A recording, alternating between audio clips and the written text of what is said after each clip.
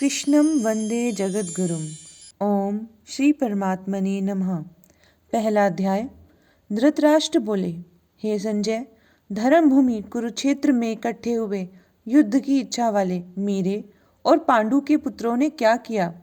इस पर संजय बोले, उस समय राजा दुर्योधन ने व्यूह रचना युक्त पांडवों की सेना को देखकर और द्रोणाचार्य के पास जाकर यह वचन कहा, हे आचार्य, आपके बुद्धिमान शिष्य द्रुपद पुत्र धृष्टद्युम्न द्वारा व्यूहाकार खड़ी की हुई पांडु पुत्रों की इस बड़ी भारी सेना को देखिए। इस सेना में बड़े बड़े धनुषों वाले युद्ध में भीम और अर्जुन के समान बहुत से शूरवीर हैं, जैसे सात्विकी और विराट तथा महारथी राजा द्रुपद और धृष्टकेतु, चेकितान तथा बलवान काशीराज, पुरुजित, कुंती भोज और मनुष्यों में श्रेष्ठ शैव्य और पराक्रमी युधामन्यु तथा बलवान उत्तमोजा, सुभद्रा पुत्र अभिमन्यु और द्रौपदी के पांचों पुत्र, ये सभी महारथी हैं। हे ब्राह्मण श्रेष्ठ, हमारे पक्ष में भी जो प्रधान है उनको आप समझ लीजिए। आपके जानने के लिए मेरी सेना के जो सेनापति हैं उनको कहता हूँ। एक तो स्वयं आप और पितामह भीष्म तथा कर्ण और संग्राम विजयी कृपाचार्य तथा वैसे ही अश्वत्थामा, विकर्ण और सोमदत्त का पुत्र भूरिश्रवा तथा और भी बहुत से शूरवीर अनेक प्रकार के शस्त्र अस्त्रों से युक्त मेरे लिए जीवन की आशा को त्यागने वाले सब के सब युद्ध में चतुर हैं। भीष्म पितामह द्वारा रक्षित हमारी ये सेना सब प्रकार से अजय है और भीम द्वारा रक्षित इन लोगों की सेना जीतने में सुगम है। इसलिए सब मोर्चों पर अपनी अपनी जगह स्थित रहते हुए आप लोग सब के ही सब निसंदेह भीष्म पितामह की सब ओर से रक्षा करें। इस प्रकार द्रोणाचार्य से कहते हुए दुर्योधन के वचनों को सुनकर कौरवों में वृद्ध बड़े प्रतापी पितामह भीष्म ने उस दुर्योधन के हृदय में हर्ष उत्पन्न करते हुए उच्च स्वर से सिंह की नाद के समान गर्ज कर शंख बजाया। उसके उपरांत शंख और नगारे तथा ढोल, मृदंग और नरसिंह आदि बाजे एक साथ ही बजे। उनका वह शब्द बड़ा भयंकर हुआ। उसके अनंतर सफेद घोड़ों से युक्त उत्तम रथ में बैठे हुए श्री कृष्ण महाराज और अर्जुन ने भी अलौकिक शंख बजाए। उनमें श्री कृष्ण महाराज ने पांचजन्य नामक शंख और अर्जुन ने देवदत्त नामक शंख बजाया। भयानक कर्म वाले भीमसेन ने पौड्र नामक महाशंख बजाया। कुंती पुत्र राजा युधिष्ठिर ने अनंत विजय नामक शंख और नकुल तथा सहदेव ने सुघोष और मणिपुष्पक नाम वाले शंख बजाए। श्रेष्ठ धनुष वाले काशीराज और महारथी शिखंडी और धृष्टद्युम्न तथा राजा विराट और अजय सात्विकी तथा राजा द्रुपद और द्रौपदी के पांचों पुत्र और बड़ी भुजा वाले सुभद्रा पुत्र अभिमन्यु, इन सब ने हे राजन अलग अलग शंख बजाए और उस भयानक शब्द ने आकाश और पृथ्वी को भी शब्दायमान करते हुए धृतराष्ट्र पुत्रों के हृदय विदीर्ण कर दिए। हे राजन, उसके उपरांत कपिलध्वज अर्जुन ने खड़े हुए धृष्टपुत्र को देखकर उस शस्त्र चलने की तैयारी के समय धनुष उठाकर ऋषिकेश महाराज श्री कृष्ण से कहा, हे अच्युत्य, मेरे रथ को दोनों सेनाओं के बीच में खड़ा करिए, जब तक मैं इन स्थित हुए युद्ध की कामना वालों को अच्छी प्रकार देख लूं कि इस युद्ध रूप व्यापार में मुझे किन किन के साथ युद्ध करने योग्य है। दुर्बुद्धि दुर्योधन का युद्ध में कल्याण चाहने वाले जो ये राजा लोग इस सेना में आए हैं, उन युद्ध करने वालों को मैं देखूंगा। संजय बोले, हे धृतराष्ट्र, अर्जुन द्वारा इस प्रकार कहे हुए महाराज श्री कृष्णचंद्र ने दोनों सेनाओं के बीच में भीष्म और द्रोणाचार्य के सामने और संपूर्ण राजाओं के सामने उत्तम रथ को खड़ा करके ऐसे कहा कि हे पार्थ, इन इकट्ठे हुए कौरवों को देख।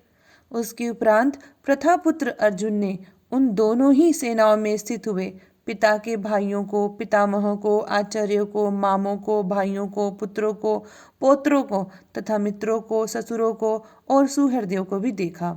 इस प्रकार उन खड़े हुए संपूर्ण बंधुओं को देखकर वे अत्यंत करुणा से युक्त हुए कुंती पुत्र अर्जुन शोक करते हुए यह बोले, हे कृष्ण, इस युद्ध की इच्छा वाले खड़े हुए स्वजन समुदाय को देखकर मेरे अंग शिथिल हुए जाते हैं और मुख भी सूखा जाता है और मेरे शरीर में कंप तथा रोमांच होता है तथा हाथ से गांडीव धनुष गिरता है और त्वचा भी बहुत जलती है तथा मेरा मन भ्रमित सा हो रहा है, इसीलिए मैं खड़ा रहने को भी समर्थ नहीं हूँ। हे केशव, लक्षणों को भी विपरीत ही देखता हूँ तथा युद्ध में अपने कुल को मारकर कल्याण भी नहीं देखता। हे कृष्ण, मैं विजय नहीं चाहता तथा राज्य सुखों को भी नहीं चाहता। हे गोविंद, हमें राज्य से क्या प्रयोजन है अथवा भोगों से और जीवन से भी क्या प्रयोजन है, क्योंकि हमें जिनके लिए राज्य, भोग और सुखाधिक इच्छित है, वही है सब धन और जीवन की आशा को त्याग कर युद्ध में खड़े हैं, जो कि गुरुजन, ताऊ, चाचे, लड़के और वैसे ही दादा, मामा, ससुर, पोते, साले और भी बहुत संबंधी लोग हैं। इसलिए है मधुसूदन, मुझे मारने पर भी अथवा 3 लोक के राज्य के लिए भी मैं इन सबको मारना नहीं चाहता। फिर पृथ्वी के लिए तो कहना ही क्या है। हे जनार्दन, धृतराष्ट्र के पुत्रों को मारकर भी हमें क्या प्रसन्नता होगी? इन आतताइयों को मारकर तो हमें पाप ही लगेगा। इससे हे माधव, अपने बांधव धृतराष्ट्र के पुत्रों को मारने के लिए हम योग्य नहीं हैं, क्योंकि अपने कुटुंब को मारकर हम कैसे सुखी होंगे? यद्यपि लोभ से भ्रष्ट चित्त हुए ये लोग कुल के नाशकृत दोष को और मित्रों के साथ विरोध करने में पाप को नहीं देखते हैं, परंतु हे जनार्दन, कुल के नाश करने से होते हुए दोष को जानने वाले हम लोगों को इस पाप से हटने के लिए क्यों नहीं विचार करना चाहिए? क्योंकि कुल के नाश होने से सनातन कुल धर्म नष्ट हो जाते हैं। धर्म के नाश होने से संपूर्ण कुल को पाप भी बहुत दबा लेता है तथा हे कृष्ण, पाप के अधिक बढ़ जाने से कुल की स्त्रियां दूषित हो जाती हैं और हे वार्ष्ण्य, स्त्रियों के दूषित होने पर वर्ण शंकर उत्पन्न होता है और वह वर्ण शंकर कुल घातियों को और कुल को नरक में ले जाने के लिए ही होता है। लोभ हुई पिंड और जल की क्रिया वाले इनके पितर लोग भी गिर जाते हैं और इन वर्ण शंकर कारक दोषों से कुल घातियों के सनातन कुल धर्म और जाति धर्म नष्ट हो जाते हैं तथा हे जनार्दन, नष्ट हुए कुल धर्म वाले मनुष्यों का अनंत काल तक नरक में वास होता है, ऐसा हमने सुना है। अहो, शोक है कि हम लोग बुद्धिमान होकर भी महान पाप करने को तैयार हुए हैं, जो कि राज्य और सुख के लोभ से अपने कुल को मारने के लिए उद्यत हुए हैं।